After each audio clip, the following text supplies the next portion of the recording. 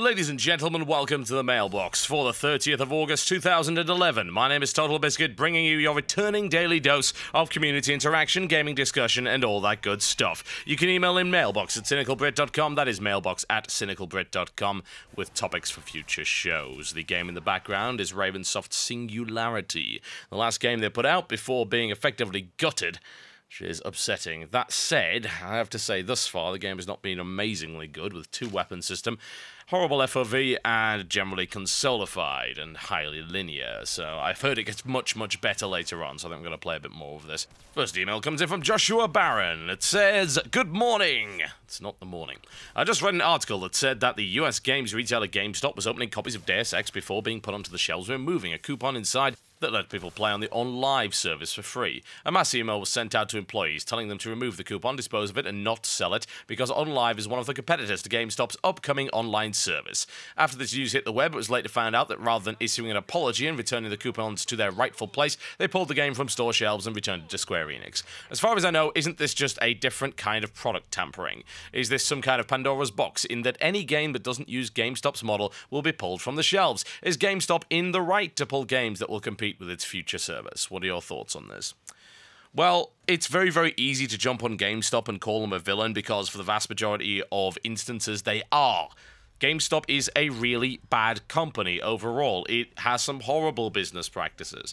This you should already be aware of if you are already in the States. The chances are, if you still regularly frequent a GameStop, it is because there are very good staff there, as opposed to the actual company itself. GameStop has a really bad reputation.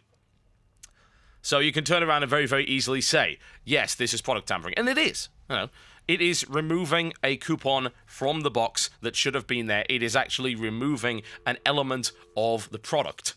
If that was done in this country, that would be illegal. I don't know about the US, but I know it's illegal under the Sale of Goods Act over here.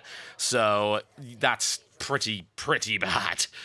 Now, it also brings up the big thing that's been going on with GameStop, as well as Game and GameStation for a very long time, the practice of gutting games, which is to take the contents out of a game box, break the shrink wrap, and to place it away in a drawer. And the purpose of that is simply for space requirements. When I used to work at a game store, we had to gut games because there simply was not enough space to store them in their boxes.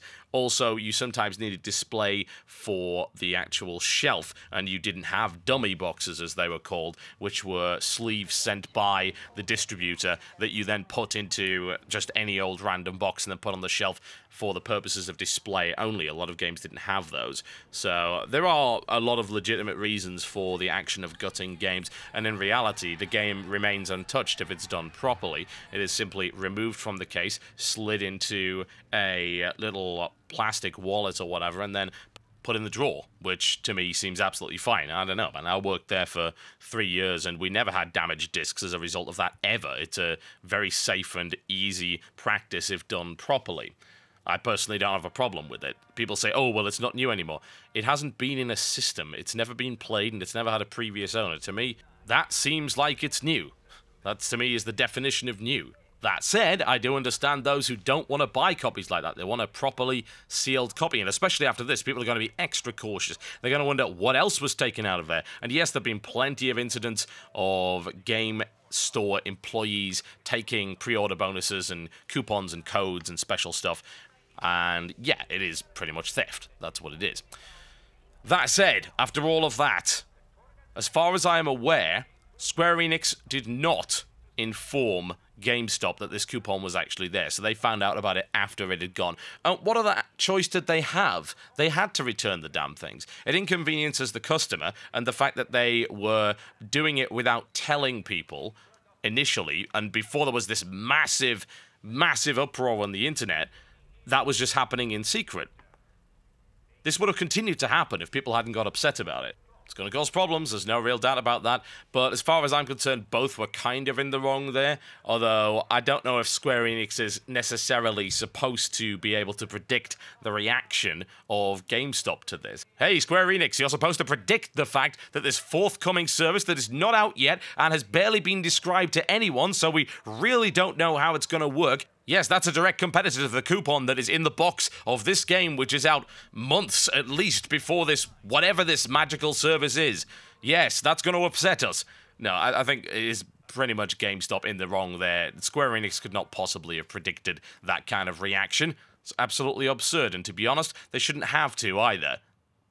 Next one comes in from Malay that says, recently I've heard that the upcoming Battlefield 3 will not have any in-game menus at all. This includes the campaign, options, multiplayer, etc. Nothing. Instead, you have to use a browser to do any of those tasks you usually would do in or over the menu. While the PC doesn't get any menus, the console version of BF3 is getting an in-game server browser. This is kind of upsetting for every PC gamer. I didn't even realize it was serious at first, it just sounds so ridiculous. Now I'm really concerned by this. This isn't just ridiculous, but it's making me really angry. What the hell are they thinking? Is EA that desperate in becoming the devil of the industry once again? What do you think about the idea of getting rid of an in-game menu and replacing it with a browser-based menu in general? Do you think it's adequate to put the options in campaign in a browser-based menu? And last, why are the consoles getting something in-game while PC gamers are not? The whole thing sounds stupid. If I'm totally honest, there's really not a lot to say other than, this is dumb as hell. There's a term that says, don't fix what isn't broken. In this case, it's don't break what isn't broken. It's the most outlandish thing I've ever heard for a normal, traditional multiplayer and single-player game to have its options in a browser menu and to have to quit out of the game in order to go onto a different server. God's sake, games 20 years ago didn't even require that. It's just frickin' absurd in every possible respect. I don't even know what they're thinking. The dumb thing is, yeah, that Modern Warfare 3 is supposedly using Steamworks. Now, don't get me wrong, there are problems that I have with Steamworks as well. But, at least we know that for the most part that actually works. And it'll have a server browser, and I'll be able to go onto a server without quitting out of the game. I don't know. These two games that are so highly anticipated are actually in a competition to see how many people they can actively piss off before they come out. I have no explanation for that. None. It doesn't even make sense from a technical standpoint. Why? Is it for stats tracking or something like that? Why could that not have been integrated into the game? I mean, for God's sake, why could the browser not have been integrated in the game? If you're going to insist on having this ridiculous browser thing integrated into the game, why do we have to quit the game?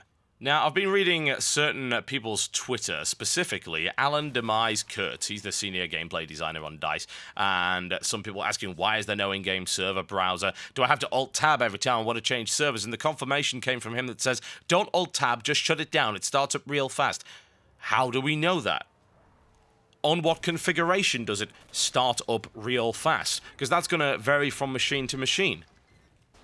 It just seems absurd. Why would you add those loading times? How is this speeding anything up? How is this more convenient for anyone? What features does this give us? What advantage does this give us over the traditional model that's worked perfectly well up until this point? Now, don't get me wrong, DICE has got an awful lot of experience screwing up server browsers, as we saw by the launch of Bad Company 2. But, really, is this how far they have to go in order to prove that they are indeed the worst company in the world when it comes to server browsers? I know, it's a really, really prestigious award to receive. I've been reading a little more about this, and Alan Kurtz has revealed some other information. Basically, Battlelog is the PC main menu, and that's the website. You go straight from Battlelog to playing. Apparently there's no splash screens, no menus, just straight to playing. You Alt-Tab or you close the game and you go to Battlelog. In fact, you can get to the main menu of the game from anywhere you have the net. Well, that's great. I can get to the main menu of the game, and it will do precisely what exactly if I don't have the game installed? What is the point? Oh, it's alright, I can configure my options while I'm on the train, but completely unable to play the game. I can change my resolution options from my phone while not having access to the game. How is this useful?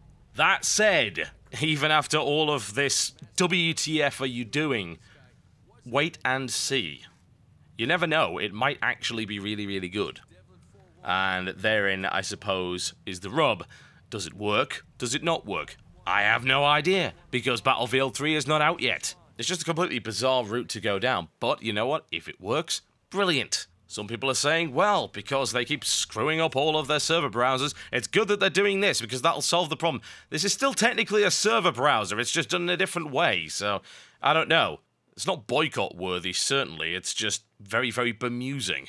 Here's a nice quick one just to correct someone's misconceptions. It comes in from David. As you know, Torchlight 2 is coming out, and me and my friends thought about getting it. I had never played the original Torchlight, so I thought I should try it out. And I played it, And well, I don't know if you've ever heard of a game called Fate, but they are exactly alike. They both have all of the same features, such as pets that hold items, go back to town, to sell them, and so forth. Now, I played Fate a long time, and personally I found it really entertaining. However, I'm kind of mad that Fate and Torchlight are exactly alike, and Torchlight got more attention from...